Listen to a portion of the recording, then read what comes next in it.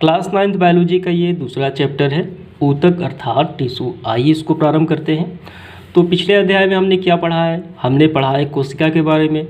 तो जितने भी बहुकोशिकीय जीव होते हैं उनका शरीर कोशिकाओं का बना होता है, अर्थात जीवन की आधारभूत इकाई से कहा जाता है। और बहुत सारी कोशिकाएं आपस में संपादित होकर एक समान कोशिकाएं यानी एक समान और एक कार्य करने वाली कोशिकाएं आपस में मिलकर ऊतक का निर्माण करते हैं। और यही ऊतक बनाते हैं अंग, और अंग मिलके बनाते हैं अंग तंत्र, जैसे पाचन तंत्र हो गया, श्वसन तंत्र हो गया। और इस तरीके से लास्ट में एक शरीर का निर्माण हो जाता है। तो हम लोग यहाँ पे अध्ययन करेंगे ऊतक के बारे में, यानी टिश्यू के बारे में। क्या होता है ऊतक? तो इस अध्याय में हमें पढ़ना है पादप ऊतक और जंतु ऊतक के बारे में, इसके विभिन्न खंडों के बारे में, ये कितने प्रकार के होते हैं, तो इसके बारे में मैं आगे आपको बताऊँगा। तो इसलिए आपको काफ़ी ध्यान से इस वीडियो को देखना है और समझना है। ये थोड़ा सा कॉम्प्लिकेटेड अध्याय भी है, ठीक है, इसलिए आपको काफ़ी ध्यान से समझने हैं। तो यहाँ देखिए, जीवों का शरीर जो है कोशिकाओं का बना होता है। विभिन्न जीवों में इनकी संख्या जो है कोशिकाओं की भिन्न भिन्न होती हैं। एक जीव होते हैं एकल कोशिका वाले जीव होते हैं, यानी कि उनके जीवन के जितने भी कार्य होते हैं, भोजन का ग्रहण करना, भोजन का पाचन, ठीक है, यानी जीवन संबंधी जितनी भी क्रियाएं होती हैं उनके एक कोशिका द्वारा ही संपादित होती है। जैसे हो गया अमीबा, हो गया पारामेसियम, हो गया। एक जीव होता है बहुकोशिकीय जीव, जैसे मनुष्य हो गया, हम लोग आते हैं। तो बहुकोशिकीय जीवों में जितनी भी जीवन संबंधी क्रियाएं होती है, भोजन पाचन हो गया, ठीक है, श्वसन तंत्र हो गया, यानी जीवन संबंधी सभी क्रियाओं को करने के लिए भिन्न भिन्न प्रकार की कोशिकाएं उसमें उपलब्ध होती हैं। और यही भिन्न भिन्न प्रकार की कोशिकाएं आपस में संयुक्त होकर, संयोजित होकर अपना कार्य संपादित करती हैं। तो इन कोशिकाओं का आपस में समूह का बन जाना ही कहलाता है ऊतक, ठीक है। यानी ये ऊतक के तौर पे अंग का निर्माण करती है और एक जीव को संपादित करती हैं उसके जीवन जीने में। तो इस तरीके से हम ऊतक की परिभाषा दे सकते हैं। एक ही आकार एवं विशेषताओं की कोशिकाएं समूह में रहकर एक ही कार्य संपादित करती हैं, तो वैसी कोशिकाओं के समूह को क्या कहा जाता है? ऊतक अर्थात टिश्यू कहा जाता है। क्या समझ में आया? हम शॉर्ट में इसकी परिभाषा देना चाहें तो एक समान कोशिकाओं का समूह ऊतक कहलाता है, यानी कोशिकाओं का समूह ऊतक कहलाता है। तो इसकी परिभाषा यहाँ पर भी दी गई है।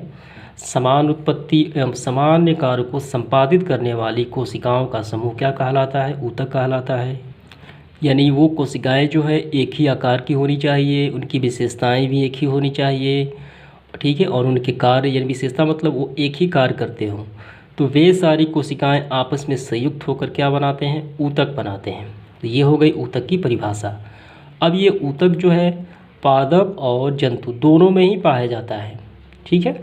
अब हम दोनों में मौजूद ऊतकों की संरचना एवं कार्य के जो संबंध है हम लोग अध्ययन करेंगे। तो इसके बाद हम लोग ये देख लेते हैं कि इस पूरे अध्याय में हमें क्या क्या पढ़ना है, ताकि आपका कॉन्सेप्ट जो है काफ़ी क्लियर हो जाए। तो यहाँ देखिए, हमें इस अध्याय में पढ़ना है जंतु ऊतक के बारे में और पादप ऊतक के बारे में। तो आइए सबसे पहले हम देखते हैं पादप ऊतक में हमें कौन कौन से बिंदु अध्ययन करने हैं। ये रहा पादप ऊतक, इसकी परिभाषा। इसके बाद पादप ऊतक जो है वो दो प्रकार के होते हैं, विभिजोतक और अस्थायी ऊतक। और ये विभिजोतक भी तीन प्रकार का होता है, शिस्थस्थ, पार्श्वस्थ और अंतर्वर्षी। और ये अस्थायी ऊतक जो है वो कितने प्रकार के? दो प्रकार, सरल ऊतक और जटिल ऊतक। सरल ऊतक भी तीन प्रकार के होते हैं, मृद, स्थूलकोण और दृढ़। जटिल ऊतक होते हैं दो प्रकार के, जाइलम और फ्लोएम। तो प्लांट टिश्यू में बस यही हमें अध्ययन करना है। इसके बाद हम लोग देखते हैं जंतु ऊतक में क्या क्या हमें अध्ययन करना है।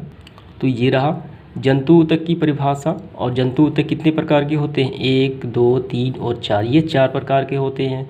और चारों के अलग अलग खंड हैं, यानी एपिथेलियमी में देखिए ये कितने हैं? ये 4 प्रकार के हो गए। संयोजी ऊतक भी, इनके भी 3 विभाग हैं, A, B और C, वास्तविक और कंकाल ऊतक और तरल संयोजी ऊतक, जिसमें रक्त अर्थात रुधिर और लसिका आ जाते हैं। तीसरा देखिए पेशी ऊतक में हमें 3 बिंदुओं पर अध्ययन करना है। तंत्रिका ऊतक भी 2 भाग होते हैं। तो बस हमें यही अध्ययन करना है, इससे ज़्यादा नहीं करना है, ठीक है, पादप ऊतक और जंतु ऊतक के बारे में। तो यहाँ पे देखिए, यहाँ पे है पौधे एवं जंतुओं के ऊतकों में तुलना, यानी पादप ऊतक और जंतु ऊतक में क्या क्या तुलना है यहाँ पे बताया गया है। तो यहाँ देखिए संगठन को देखते हुए दोनों में अंतर स्पष्ट दिखाई पड़ता है जो निम्नलिखित है। पहला देखिए, पौधे सामान्यतः क्या होते हैं, स्थिर रहते हैं, यानी इनमें गति नहीं होती। कुछ सूक्ष्मदर्शी शैवाल इसके अपवाद है, यानी नियम के खिलाफ है, ये गति करते हैं। भोजन स्थान एवं साथी की खोज में जंतु एक स्थान से दूसरे स्थान विचरण करते हैं, यानी प्लांट ऊतक में क्या होता है, पौधे में क्या होता है, गति नहीं होता है, वो स्थिर होते हैं। और एनिमल में गति होता है, यानी एक स्थान से दूसरे स्थान वो जा सकते हैं। तो इस नज़रिए से देखा जाए तो ये ऊतक, इनमें भिन्नता आ जाती है। दूसरा देखिए, पौधे के अधिकांश ऊतक सहारा प्रदान करने वाले होते हैं, यानी उनको सपोर्ट करने वाले होते हैं, यांत्रिकी सहायता प्रदान करने वाले होते हैं। ये ऊतक मृत होते हैं एवं इनकी कोशिकाओं में जीवन बचा नहीं हो पाते, यानी इनमें जीव द्रव्य नहीं पाए जाते, यानी विभाजन की क्षमता नहीं होती। जबकि जंतु ऊतक में अधिकांश ऊतक जीवित होते हैं, ठीक है, क्योंकि जंतु गति करते हैं। तीसरा देखिए, तुलना। चूँकि पौधों को एक जगह से दूसरी जगह जाना नहीं होता, अतः इनमें ऊर्जा कम आवश्यकता पड़ती है, जबकि जंतुओं में स्थान परिवर्तन होता है, इसलिए ऊर्जा अधिक आवश्यकता पड़ती है। तो इस नज़रिए से भी दोनों के ऊतक डिफरेंट हो जाते हैं। चौथा देखिए, पौधे की वृद्धि कुछ क्षेत्रों में ही सीमित रहती है एवं पाए जाने वाले ऊतक जीवन भर विभाजित होते रहते हैं। प्लांट में विभाजन क्षमता के आधार पर ही इन ऊतकों का वर्गीकरण किया जाता है, क्योंकि ये विभाजन क्षमता पाई जाती है, इसके आधार पर किया जाता है। जंतुओं में वृद्धि एक रूप होती है, यानी वृद्धि एक रूप होती है, यानी विभाजन एवं अविभाज्य क्षेत्रों में विभाजन नहीं है। विभाजन क्षमता इसके आधार पर इनका विभाजन नहीं होता, इनमें वृद्धि सिर्फ एक रूप में ही होती है, प्लांट की तरह इनका विभाजन नहीं होता। पांचवा देखिए, संरचनात्मक संगठन के आधार पर, यानी उनकी बनावट के आधार पर जटिल जंतुओं में अंग एवं अंग तंत्रों की बनावट जटिल पौधे की तुलना में अति विशिष्ट और सीमित रहती है। किनकी होती है विशिष्ट? जटिल जंतुओं के अंग एवं अंग तंत्र की बनावट जटिल पौधे की तुलना में, यानी जटिल जंतुओं के जो अंग तंत्र होते हैं अति विशिष्ट, यानी कुछ खास होते हैं और काफ़ी लिमिट होते हैं जटिल पौधे की तुलना में। ये जो विशेषताएं होती है, यानी विशिष्टता होती है, उन्हें विभिन्न प्रकार से अनुकूल प्रदान करती है, यानी जटिल जंतुओं में अंगों का ये जो बनावट होता है, खास बनावट होता है। ये तो हो गई तुलना प्लांट ऊतक और जंतु ऊतक के बारे में। तो यहाँ से प्रारंभ होता है पादप ऊतक, यानी प्लांट टिश्यू। ऊतक के कोशिकाओं के विभाजन क्षमता के आधार पे जो प्लांट टिश्यू हैं दो प्रकार के होते हैं। पहला होता है विभज्योतकी ऊतक और दूसरा होता है अस्थायी ऊतक। तो होता ऐसा है कि विभज्योतकी ऊतक ही इसमें क्या होती है, इसमें विभाजन की क्षमता होती है, ठीक है, यानी प्राथमिक विधि में ये सहायक होते हैं और इनके भी कई प्रकार होते हैं, 3 प्रकार होते हैं इसके। तो विभज्योतकी ऊतक में पौधे का विकास होता है और एक ऐसी स्थिति आ जाती है कि उनका विभाजन क्षमता खत्म हो जाता है, तो उस अवस्था को कहा जाता है अस्थायी ऊतक, यानी ऊतक में पूरी तरीके से विकसित हो जाते हैं, तो वो निर्माण होता है अस्थायी ऊतक का। के बारे में हम अध्ययन करते हैं।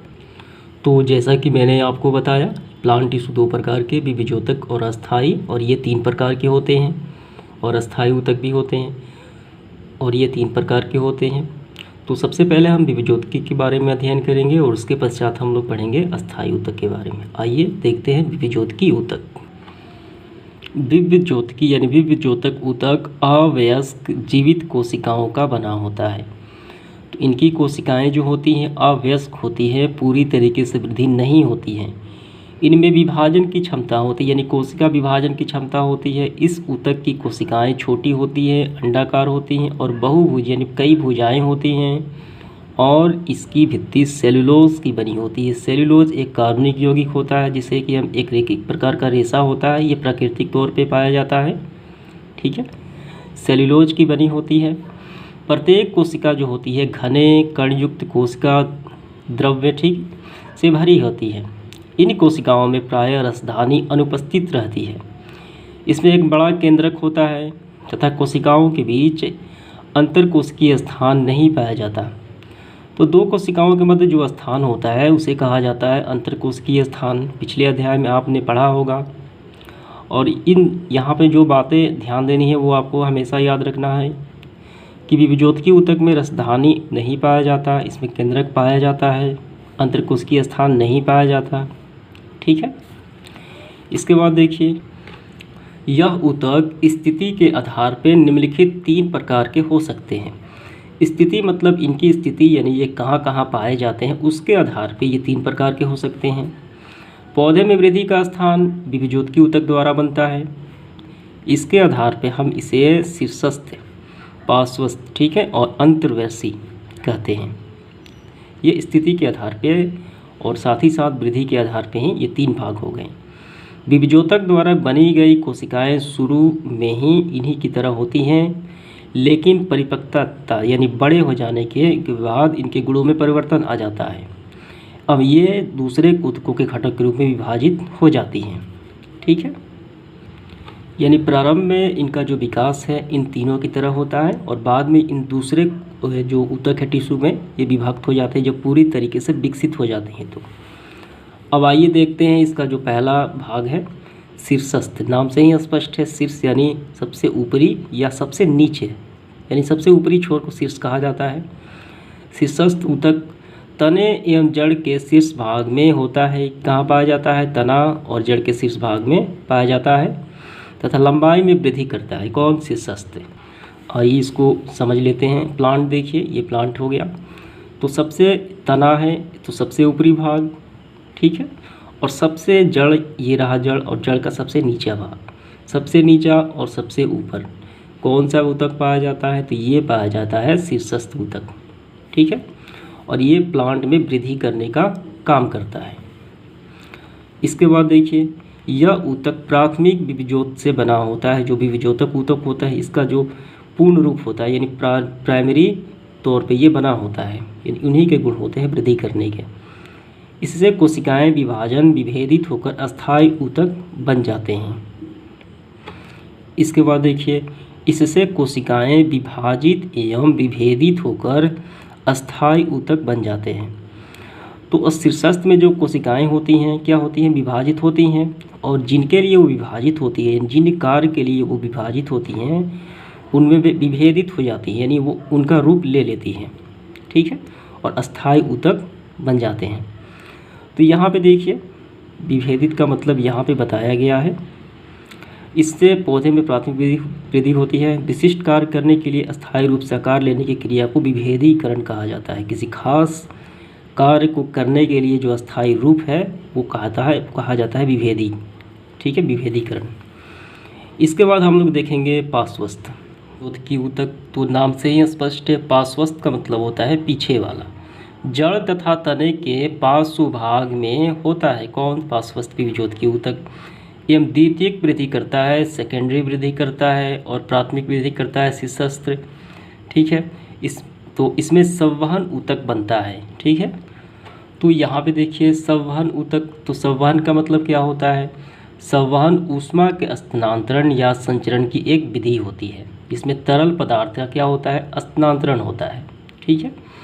तो ये जो है पार्श्वस्थ, इसमें संवहन ऊतक बनता है और प्रतिवर्ष नए नए संवहन ऊतक बनते हैं जो भोजन यहाँ पे संवहन का कार्य करते हैं। और आगे वाले हम देखेंगे अगले भाग में, जाइलम और फ्लोएम को संवहन ऊतक कहा जाता है संयुक्त रूप से, ठीक है। तो इसमें क्या होता है? इसमें संवहन ऊतक बनते हैं और भोजन का संवहन का कार्य करते हैं। एवं संवहन ऊतकों के कारण ही तना की जो क्या होती है, चौड़ाई में वृद्धि होती है। तो पार्श्वस्थ ऊतक में क्या होता है? तने की वृद्धि ये कार्य करता है पार्श्वस्थ। संवहन ऊतक में अवस्थित कौन सा एक तत्व होता है? केबियम, ठीक है। केबियम जो है एवं वृक्ष की छाल के नीचे केबियम पार्श्वस्थ विभिजोतकी का उदाहरण है।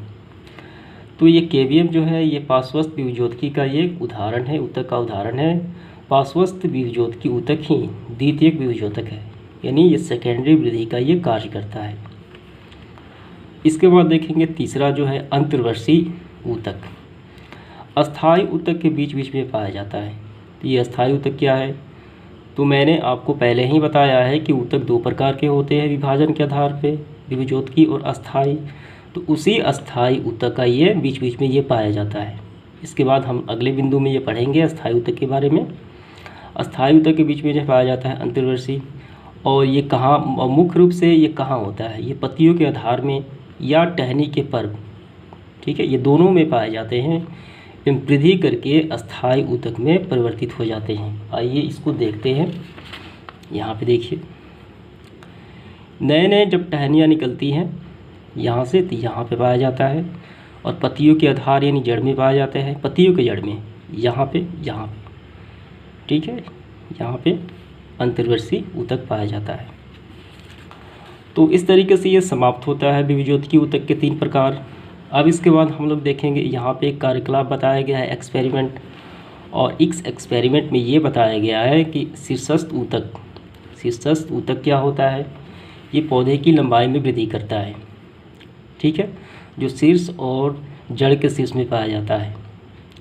अगर हम इन शीर्ष को काट दें, ऊपर वाले चाहे नीचे वाले का, तो पौधे का विकास रुक जाएगा।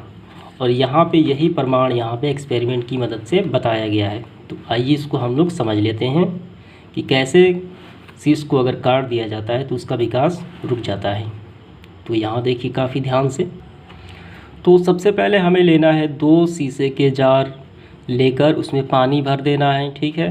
2 स्वस्थ प्याज लें एवं एक को एक जार के ऊपर तथा दूसरे को दूसरे जार के ऊपर इस प्रकार रखें कि गोल जड़ वाला हिस्सा पानी में डूबा रहे।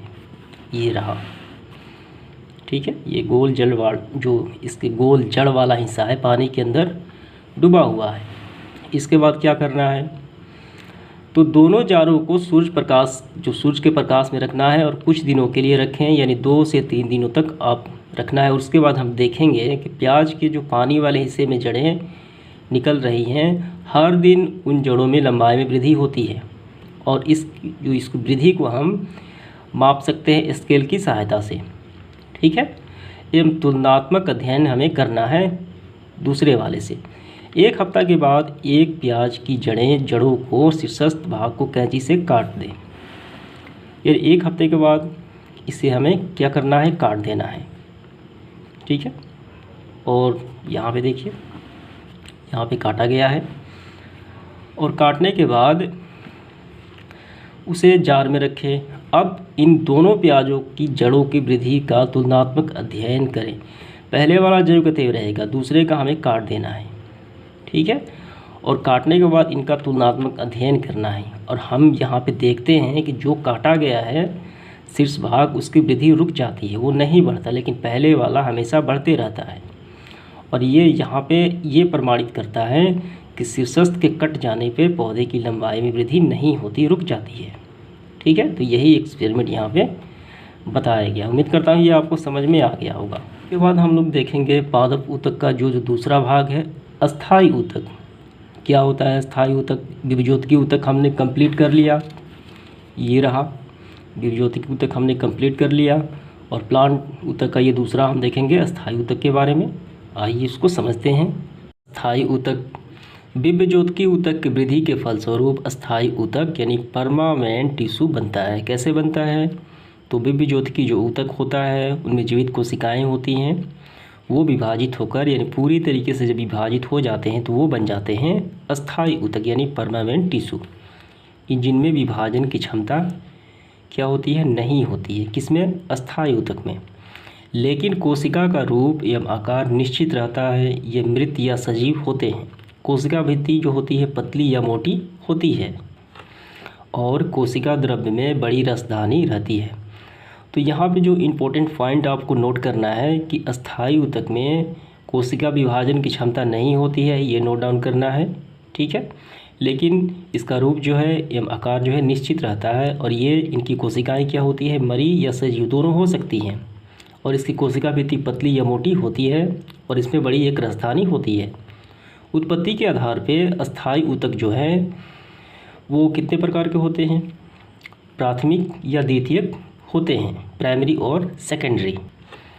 यहाँ पे देखिए उत्पत्ति के आधार पे यानी नेचुरल जब ये बनते हैं तो ये 2 प्रकार के होते हैं, प्राइमरी और द्वितीयक अस्थायी ऊतक। तो प्राइमरी और द्वितीयक में कौन कौन से आते हैं ये हम देखेंगे। तो जैसा कि हम लोग जानते हैं कि अस्थायी ऊतक जो बनता है विभज्योतिकीय ऊतक से, तो यही जो प्राथमिक अस्थायी ऊतक है ये बनता है किससे? विभज्योतिकी के शीर्षस्थ एवं अंतर्वर्षीय विभज्योतक से। और जिसका जो द्वितीय अस्थायी ऊतक है, ठीक है, यानी सेकेंडरी अस्थायी ऊतक वो बनता है पार्श्वस्थ बीजोत्की या केवियम कोशिकाओं से बनता है। ठीक है, इससे स्पष्ट हो जाता है कि ये बीजोत्की ऊतक से ही बनता है। रचना के आधार पे, इनकी रचना के आधार पे अस्थायी ऊतक दो प्रकार के हो सकते हैं। पहला होता है सरल अस्थायी ऊतक सिंपल परमानेंट टिश्यू, और दूसरा होता है जटिल अस्थायी ऊतक कॉम्प्लेक्स परमानेंट टिश्यू। और इनके अलावा कुछ विशेष प्रकार के स्रावी ऊतक होते हैं जिनका काम होता है स्रावित करना, कुछ तरल पदार्थों का क्या करना, स्रावित करना, यानी श्रवण करते हैं। तो ये हम पहला देखेंगे अस्थायी ऊतक का। जो पहला है सरल अस्थायी ऊतक, ये क्या होता है? सरल अस्थायी ऊतक यानी सिंपल परमानेंट टिश्यू जो होता है वो सरल अस्थायी ऊतक जो होता है समरूप कोशिकाओं का बना होता है, यानी एक जैसी कोशिकाओं का बना होता है। एवं निम्नलिखित प्रकार होते हैं। तो इसके प्रकार कितने हैं? 3 प्रकार हैं। पहला है मृदुतक या पेरेन्काइमा, दूसरा है स्थूल कोण ऊतक या कारेन्काइमा, तीसरा है दृढ़ ऊतक या स्क्लेरेन्काइमा। तो हमें तीनों के बारे में अध्ययन करना है। तो पहले देखते हैं हम लोग मृदुतक या पेरेन्काइमा के बारे में। मृदुतक कोशिकाएं जीवित, गोलाकार, अंडाकार, बहुभुजी या अनियमित आकार की होती हैं। तो हमेशा ये बातें आपको हमेशा ध्यान में रखनी है। जो पॉइंट यहाँ पे है वो नोट डाउन करना है और याद भी करते जाना है कि मृदुतक की जो कोशिकाएं होती हैं जीवित होती हैं और आकार यानी शेप में गोलाकार होती हैं, अंडाकार होती है, बहुभुजी यानी कई भुजाएँ होती हैं, या अनियमित आकार हो सकती हैं। इनका आकार अनियमित भी हो सकता है। कोशिका में सघन कोशिका द्रव्य एवं एक केंद्रक पाया जाता है। ठीक है, इसकी भित्ति पतली एवं सेलुलोज की बनी होती है। कोशिकाओं के बाहरी आवरण जो होता है एक विशेष प्रकार का कार्बनिक यौगिक होता है, यानी एक ये जो है ये मृदुतक ऊतक ही है और इसके 3 काट दिए गए, यानी 3 शेप में यहाँ पे प्रदर्शित किया गया है। ठीक, तो मैंने आपको बताया ये मृदुतक ही हैं तीनों और इनके अलग अलग शेप में यहाँ पे डायग्राम बनाए गए हैं। ये जो पहला जो डायग्राम है मृदुतक का, ये अनुप्रस्थ काट है। ठीक है, अनुप्रस्थ काट में क्या होता है? गोलाकार काट होता है और इसे कहा जाता है टीएस। टीएस का मतलब क्या होता है? Transverse section. ठीक है, ये गोलाकार काट है यानी अंडाकार काट है। और ये कौन सा काट है? अनुदैर्ध्य काट, ये लंबवत काट है। ठीक है, इसे कहा जाता है लॉन्गिट्यूडनल सेक्शन। ठीक है, यानी अनुदैर्ध्य काट। और ये कौन सा है? ये ऑप्टिकल जो यहाँ पे प्रदर्शित किया गया है। ये जो है इसका तीसरा रूप एरेन्काइमा, ये इसका ऑप्टिकल है। यहाँ पे केंद्रक देखिए, यहाँ पे केंद्रक देखिए। ठीक है, यानी इसे आवर्धित ये प्रतिबिंब इसे आप कह सकते हैं। तो ये बातें आपको समझ में आ गई, ये क्या चीज़ें हैं। और ये जो है ये सरल अस्थायी ऊतक के, अभी तो हम लोग देख रहे हैं मृदुतक या पेरेन्काइमा। जब हम लोग देखेंगे स्थूल कोण ऊतक या दृढ़ ऊतक, तो सबका डायग्राम आपको इसी तरीके से मिलेगा।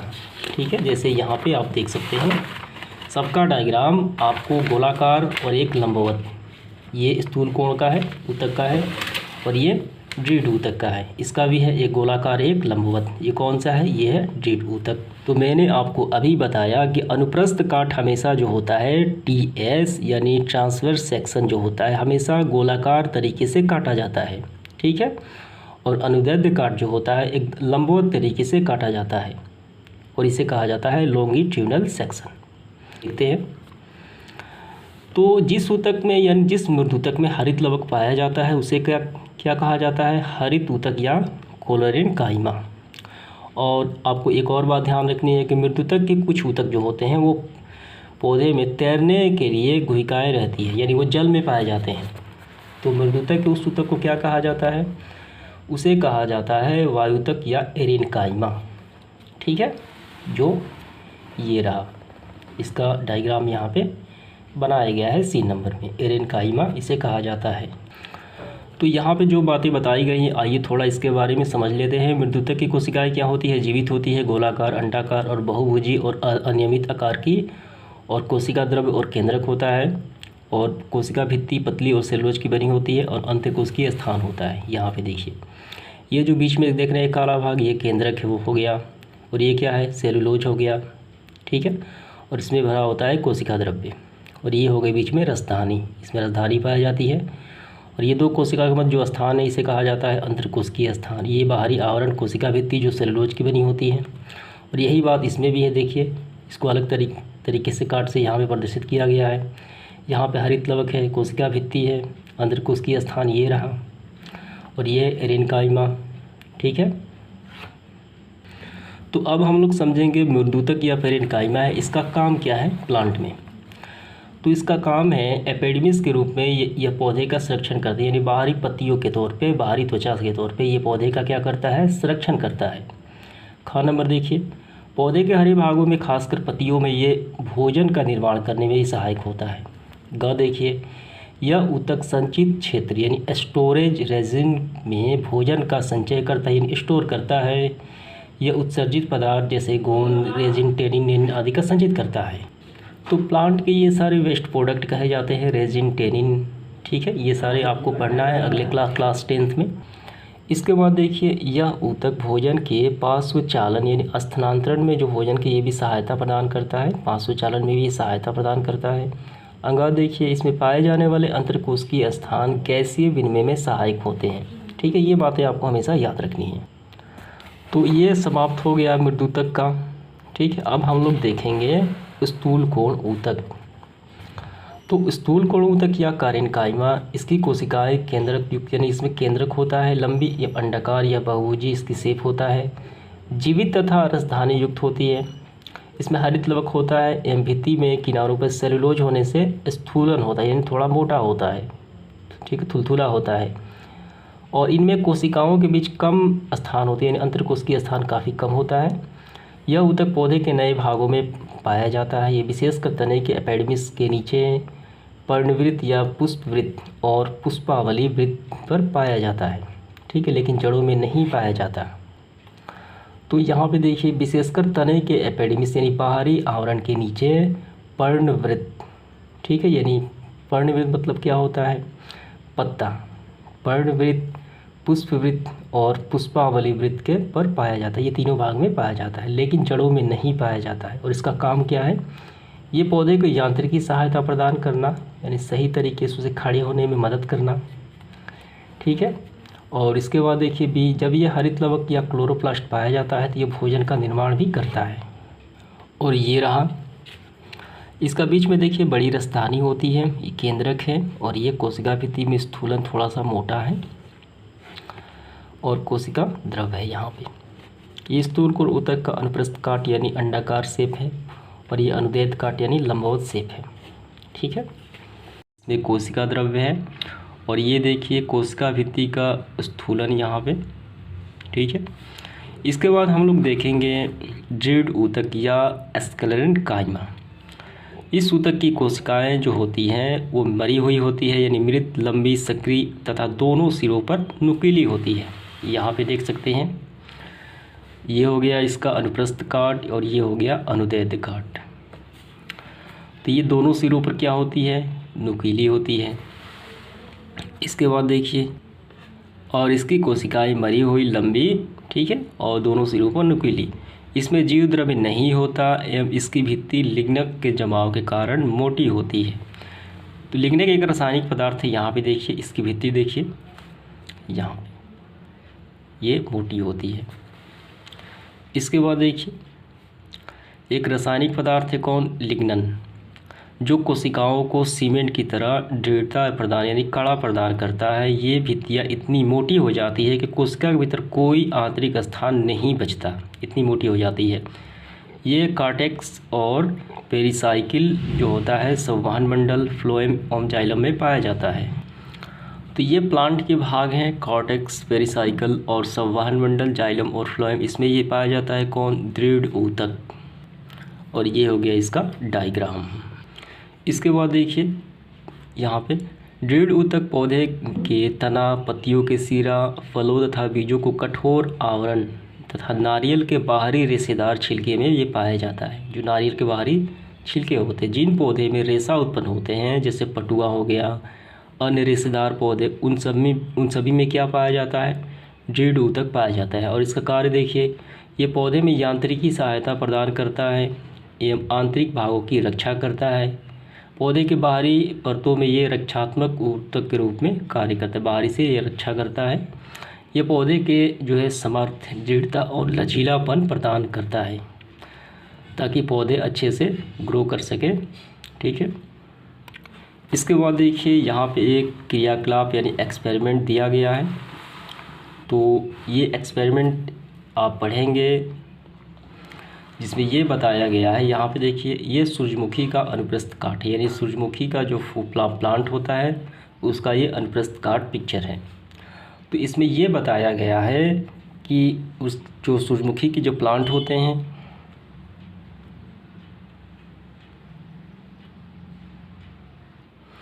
सूरजमुखी के जो प्लांट होते हैं यानी उनकी पत्तियों पे छोटे छोटे, तो उनकी पत्तियों के बाहरी एक आवरण होता है जिसे एपिडर्मिस कहा जाता है, और इस एपिडर्मिस में छोटे छोटे छिद्र होते हैं जिसे क्या कहा जाता है, स्टोमाटा यानी रंध्र कहा जाता है। और ये रंध्र गैसों यानी ऑक्सीजन और कार्बन डाइऑक्साइड का विसरण क्रिया द्वारा आदान प्रदान करते हैं, श्वसन ये कार्य करते हैं, और जल वाष्प और वाष्पोत्सर्जन इन्हीं छिद्रों के माध्यम से होता है। यही यहाँ पे एक्सपेरिमेंट की मदद से बताया गया है। ठीक है, कि पौधे के बाहरी आवरण में क्या होते हैं, एपिडर्मिस होते हैं, और उन एपिडर्मिस में छोटे छोटे छिद्र होते हैं जिन छिद्रों को रंध्र या स्टोमाटा कहा जाता है। इसके बाद देखिए ये एपिडर्मिस की कोशिकाएं पौधे के सभी भागों जैसे जड़, तना, पत्ती आदि की रक्षा करती है। ये पौधे के विभिन्न अंगों की बाहरी सतहों पर बिना किसी अंतरकोशिकीय स्थान के अछिन्न परत बनाती है। तो ये रहा सबसे बाहरी परत, ये जो है ये एपिडर्मिस कहलाती है। ठीक है, इसके बाद देखिए जो एक मोम जैसी जल प्रतिरोधी परत का कार्य करती है। ये पौधे को जल हानि, परजीवी कवकों प्रवेश तथा विभिन्न प्रकार के आघातों से ये बचाने का कार्य करती है। शुष्क स्थानों पर पाए जाने वाले पौधे में एपिडर्मिस की कोशिकाओं के ऊपर क्यूटल की एक परत रहती है जो पौधे के जल की हानि को रोकता है। ठीक है, जहाँ पे जल काफ़ी कम हो, शुष्क वहाँ पे वातावरण हो, ये परते के ऊपर एक विशेष प्रकार की परत होती है क्यूटल, यानी प्लांट में जो जल होता है उसके लॉस से ये रोकने में मदद करती है। ये परत क्यूटल ये कहाँ पाई जाती है, क्यूटल एपिडर्मिस की सबसे ऊपरी परत पर। ये क्यूटिन नामक जल अवरोधक रासायनिक पदार्थ का बना होता है। यहाँ पे देखिए ये पत्तियों के छोटे छोटे रंध्र यहाँ पे दिखाए गए हैं, ये रहा रंध्र, और ये स्टोमाटा यानी इसे रंध्र ही कहा जाता है स्टोमाटा। ये रक्षी कोशिकाएं हो गई इनकी, और ये बाहरी एपिडर्मिस हो गया। ठीक है, ये ब्लू से सब। यहाँ पे देखिए एपिडर्मिस की कोशिकाओं के बारे में बताया गया है। ये चपटी होती है, बेलनाकार होती है, जो बाहरी एवं पार्श्व भित्तियों जिनकी आंतरिक भित्तियों से मोटी रहती है। जो बाहरी भित्ति एवं पार्श्व भित्तियाँ होती हैं उनकी आंतरिक भित्ति से ये मोटी होती है बाहर की। जड़ों में पाए जाने वाले एपिडर्मिस की कोशिकाएं में एक कोशिकीय रोम निकलते हैं जो भूमि से जल एवं खनिज का अवशोषण करते हैं। कौन, एपिडर्मिस। ठीक है, जड़ों में जो पाए जाते हैं। इसके बाद हम लोग देखेंगे कार्क कोशिकाएँ, कॉर्क सेल। ये क्या होता है, तो समय के साथ साथ जितने भी प्लांट होते हैं वो पुराने हो जाते हैं, तो उनके जो बाहरी छिलके होते हैं, आवरण होते हैं, वही कहलाता है कार्क, यानी सूख जाते हैं, वो मृत डेड होते हैं। ठीक है, उनमें कोशिका द्रव्य या कुछ भी ऐसा पदार्थ नहीं पाया जाता है, वो पूरी तरीके से मृत होते हैं।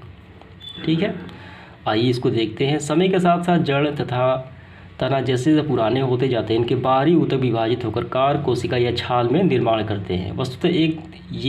वस्तुतः एक दूसरे बीजोतक की पट्टी तने एपिडर्मिस का स्थान ले लेती हैं। ये सुरक्षात्मक कवच का कार्य करते हैं। इनकी कोशिकाएं मरी हुई होती है, इनके बीच स्थान के अंतःकोशिकीय स्थान नहीं होता। ये कोशिका त्रिज्यक रूप में विभाजित रहती है। इन कोशिकाओं की दीवार मोटी होती है। ठीक है, कारण इन पर सुब्रिल नामक कार्बनिक पदार्थ जमा होता है, तो इन्हीं के कारण इनकी दीवारें मोटी होती हैं। इसलिए इनकी भित्ति में जल एवं गैस नहीं जा पाता। इन कोशिकाओं के जीवद्रव्य नहीं पाया जाता, यानी पूरी तरीके से ये मरी हुई होती है कार्क कोशिकाएँ। ठीक है, यहाँ पे देखिए ये सारी कार्क कोशिकाएँ हैं। तो आप देखे होंगे कोई भी जो पेड़ होता है काफ़ी पुराना, तो उसके आवरण चारों तरफ एक मोटे मोटे छिलके हो जाते हैं, वही होता है कार्क कोशिका। तो कार्क कोशिका का कार्य रक्षा करना होता है प्लांट का। ये हल्का होता है एवं जल्दी इसमें आग नहीं लगती, हल्का होता है एवं जल्दी इसमें आग नहीं लगती, इसलिए इसे बोतल का कार्क एवं खेल के सामान बनाने में इस्तेमाल किया जाता है। कार्क अच्छा विद्युतरोधी एवं उष्मारोधी भी है। ये कार्क का प्रयोग हो जाते हैं। इसके बाद देखेंगे हम लोग जटिल अस्थायी ऊतक, जो सरल अस्थायी ऊतक का दूसरा भाग है। जटिल अस्थायी ऊतक, इसको हम लोग समझेंगे, और ये प्लांट टिश्यू का ये आखिरी बिंदु है। Complex permanent tissue. अब तक आपने यह देखा कि समरूप यानी एक ही तरह दिखाई देने वाली कोशिकाओं से बने ऊतक को सरल अस्थायी ऊतक कहते हैं, जबकि दो या दो से अधिक प्रकार की कोशिकाओं से बने ऊतक जटिल अस्थायी ऊतक कहते हैं। इसमें क्या हो, इसमें है कि दो या दो से अधिक प्रकार की कोशिकाओं से बने ऊतक जटिल अस्थायी ऊतक कहलाते हैं। इनमें कई प्रकार के ऊतक होते हैं। ये एक इकाई के रूप में एक साथ कार्य करती है। ये जल, खनिज, लवणों का खाद्य पदार्थों को पौधे के शरीर विभिन्न अंगों तक पहुंचाने में कार्य करती है। कौन से होते हैं? ये ऊतक होते हैं जाइलम, या इसे दारू भी कहा जाता है, फ्लोएम या इसे बास्ट भी कहा जाता है। तो इनके बारे में हम लोग समझेंगे। जटिल अस्थायी ऊतक ये वो दोनों हो जाते हैं। आइए देखते हैं हम लोग जाइलम के बारे में। और यहाँ पे आपको ध्यान देना है कि जाइलम और फ्लोएम को संयुक्त रूप से इन्हें क्या कहा जाता है, यानी ये संवहन मंडल का निर्माण करते हैं, संवहन मंडल का निर्माण करते हैं, और अतः इन दोनों को संवहन ऊतक भी कहते हैं। ये बड़े वृक्षों के स्थलीय वातावरण के अनुकूल बनाते हैं, यानी संवहन ऊतक। अब हम जाइलम के बारे में समझेंगे। जाइलम ऊतक पौधे की मूल यानी जड़, तना और पत्तियों में पाया जाता है। इसमें चालन ऊतक भी कहते हैं। ठीक है, ये इसे क्या कहा जाता है? चालन ऊतक, यानी पदार्थों का ले आने और ले जाने का ये कार्य करता है। कंडक्ट टिश्यू है। ये चार विभिन्न तत्वों से मिलकर बना है। ये कैसे बना है? ये चार विभिन्न तत्वों से मिलकर बना है। पहला देखिए वाहिनिकाएँ, इसे कहा जाता है वाहिकाएँ, जाइलम तंतु और जाइलम मृदुतक। और इनके बारे में भी हम अध्ययन करना है। ये सारा इनका पिक्चर है, इन्हीं सब से ये बना है जाइलम ऊतक। तो सबसे पहले देखिए इसका पहला अंग वाहिनिकाएँ। इनकी कोशिका, ये सभी आपको ध्यान से देखने हैं और इसको याद भी करना है। इनकी कोशिका जो होती है लंबी होती है, जीव द्रव्यहीन यानी नहीं पाया जाता। दोनों सिरों पर नुकीली तथा मृत होती है। कोशिका भित्ति मोटी एवं स्थूलित होती है। वाहिनिकाएँ संवहन पौधे की प्राथमिक और द्वितीयक जाइलम दोनों में ये पाई जाती हैं। देखिए यहाँ पे कोशिकाएँ क्या है, लंबी होती है, दोनों सिरों पर नुकीली होती है, ये थोड़ी सी मोटी यानी स्थूलित होती है। ठीक है, ये मृत होती है। कोशिका भित्ति मोटी होती है, स्थूलित, और ये मृत कोशिका होती है। वाहिनिकाएँ संवहन पौधे के प्राथमिक और द्वितीयक जाइलम दोनों में ये पाया जाता। जो जाइलम होते हैं प्राइमरी और सेकेंडरी कार्य के तौर पे ये दोनों में ये पाए जाते हैं वाहिनिकाएँ। वाहिनिकाएँ का कार्य देखिए, इसका कार्य पौधे को यांत्रिकी सहायता देते हैं तथा जल को तने द्वारा जड़ से पत्तियों तक पहुंचाने का कार्य करते हैं। यांत्रिकी सहायता मतलब उसको सही तरीके से खड़े होने में मदद करते हैं। आंधी तूफान जैसे आता है तो पौधे गिर सकते हैं, लेकिन ये उनको मदद करता है। और जल को तने द्वारा जड़ से पत्तियों तक पहुंचाते हैं। जो जल दिया जाता है वो जड़ से लेकर तने द्वारा पत्तियों तक ये पहुँचाने का कार्य करते हैं वाहिनिकाएँ। इसके बाद देखेंगे दूसरा, ये रहा वाहिकाएँ। इनका क्या काम है? तो सबसे पहले इसकी संरचना देखते हैं। इसकी कोशिकाएँ मृत, यानी इसकी भी कोशिकाएँ मरी हुई होती है, लंबी नली के समान होती है। कभी कभी स्थूलित भित्तियाँ विभिन्न तरह से मोटी होकर वलयकार, सर्पिलाकार, सीढ़ीनुमा, गर्ती, जाली रूप, ठीक है, जालिका रूपी वाहिकाएँ बनाती हैं। ये रहा। तो इनका कई शेप है, देखिए इस तरीके से यहाँ पे दिखाया गया है। और ये वाहिकाएँ एजियोस्पर्म, यहाँ पे देखिए एजियोस्पर्म पौधे के प्राथमिक एवं द्वितीयक जाइलम में पाए जाते हैं। ये पौधे का एक विभाग होता है, जब इसका हम अगले अध्याय में अध्ययन करेंगे। ठीक है, तो उन पौधे के प्राथमिक और द्वितीयक जाइलम में ये पाया जाता है। इसके बाद देखिए विभिन्न प्रकार की वाहिकाएँ, वलयकार, सर्पिलाकार, ठीक है, सीढ़ीनुमा, ये रहा गोल सर्पिलाकार, सीढ़ीनुमा, ठीक है, जालिका रूप। इसके बाद गर्ती, ये सारे हैं यहाँ पे बताया गया। कार्य क्या है इसका? ये जड़ से लेकर जड़ से जल तथा खनिज लवण को पत्ती तक पहुँचाते हैं। इसके बाद देखेंगे तीसरा, जाइलम तंतु क्या होते हैं। तो इसका तीसरा जो अंग है जाइलम तंतु, ये लंबे शंकुरूप तथा स्थूलित भित्ति वाले मृत कोशिकाएं होती, लंबे होते हैं, शंकुरूप का होता है, तथा स्थूली यानी मोटे थुलथुले भित्ति वाले मरी हुई कोशिका से ये बने होते हैं। ये रहा। ठीक है, इसके बाद देखिए ये प्रायः काष्ठकीय द्विबीजपत्री पौधे में पाए जाते हैं। ये पौधे का ये प्रकार है, द्विबीजपत्री वाला पौधा होता है। कार्य क्या है, ये मुख्यतः पौधे को यांत्रिकी सहायता प्रदान करते हैं। ठीक है, इनको यांत्रिकी सहायता प्रदान करने का ये कार्य करते हैं। इसके बाद देखिए इसका आखिरी चौथा अंग जाइलम मृदुतक। इनकी कोशिकाएं प्राय जो होती है पेरेनकाइमेटस एवं जीवित होती है। यही है जिनकी कोशिकाएं जीवित होती है, जाइलम मृदुतक की। ये आपको ध्यान रखना है। इसके बाद इनका काम क्या है, ये भोजन का संग्रहण करता है, स्टोर करता है एवं किनारे की ओर पानी के पार्श्वीय संवहन में मदद करता है। और पानी जो होता है उनकी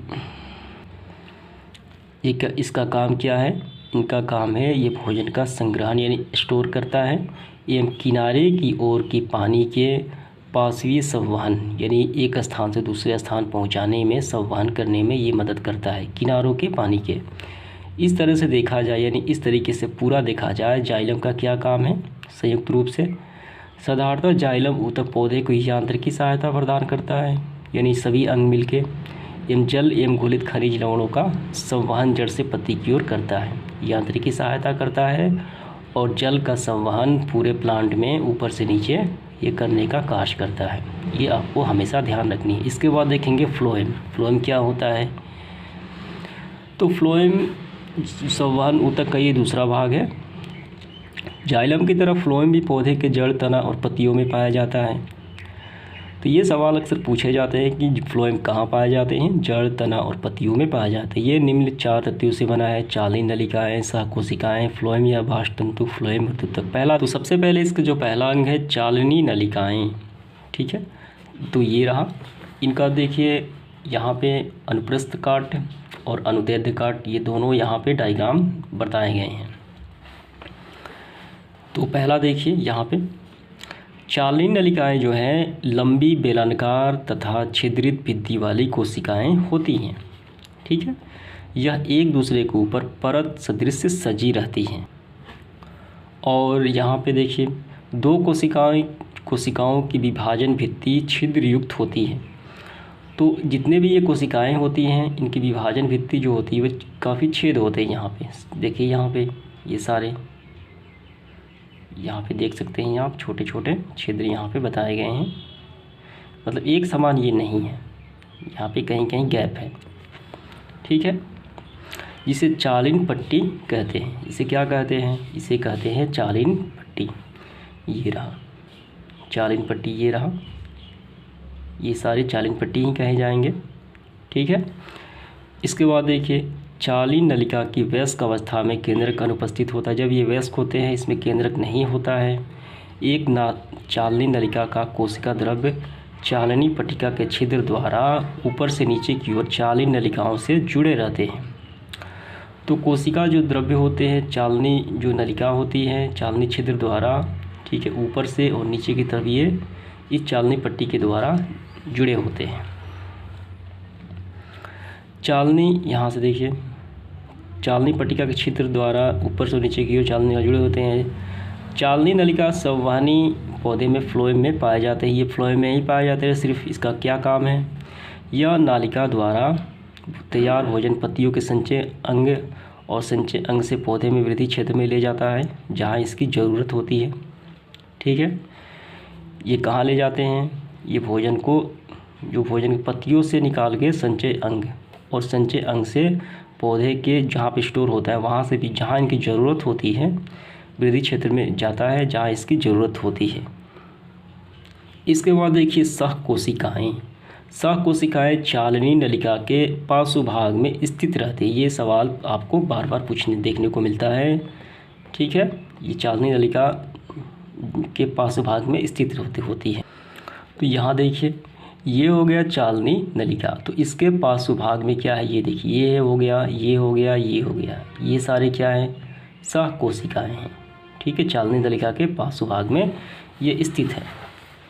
इसके बाद देखिए प्रत्येक सहकोशिका लंबी और जीवित होती है। इसमें केंद्रक एवं जीव द्रव्य रहता है। केवल एंजियोस्पर्म के फ्लोएम में सहकोशिकाएँ पाई जाती है। पौधे का एक विभाग है इसमें के फ्लोएम में सहकोशिकाएँ ये पाई जाती है। इसका कार्य क्या है, यह चालनी नलिका के में भोज्य पदार्थों के संवहन में मदद करता है, यानी एक स्थान दूसरे स्थान में संवहन या ले आने और ले जाने में ये मदद करता है ये नलिका।